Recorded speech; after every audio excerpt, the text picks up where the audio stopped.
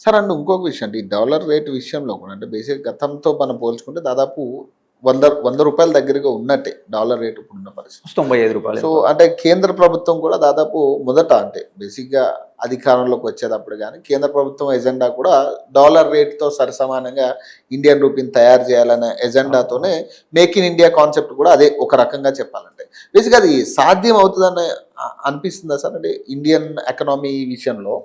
నేను అదే అంటున్నాను ఏంటంటే, ఇప్పుడు ఇందాక మనం మాట్లాడుకున్నట్టుగా రీసెంట్గా నేను ఒక వారం కిందట రంగరాజన్ గారి ఆర్టికల్ చదివాను.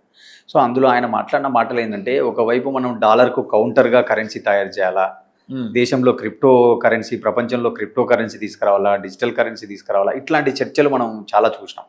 ఇంకొకటి ఏంటి, ట్రేడింగ్ అనేది లోకల్ కరెన్సీలోనే జరగాల అని కొన్ని దేశాలు, ఏదైతే రష్యా, చైనా, భారత్ ఇట్లా కొన్ని దేశాలు మాట్లాడుతాయి.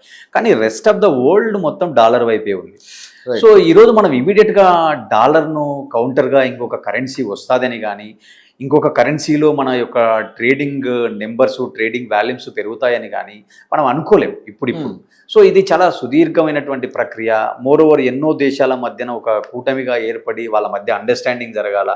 సో కాబట్టి ఇదంతా ఏంటంటే మనం హైపోథెటికల్గా మాట్లాడుకోవాల్సిందే తప్ప ఈ రోజుకి ఈరోజు రూపాయి డాలర్తో పోటీ పడుతుందని కానీ, ఈ రోజుకి ఈరోజు డాలర్కు ఆల్టర్నేటివ్గా ఇంకొక కరెన్సీ ప్రపంచంలో ఆవిష్కృతం అవుతుందని కానీ, ఇవన్నీ హైపోథెటికల్ థింకింగ్సే తప్ప సొల్యూషన్స్ కాదనేది అంటే వాస్తవానికి సొల్యూషన్స్ కాదు.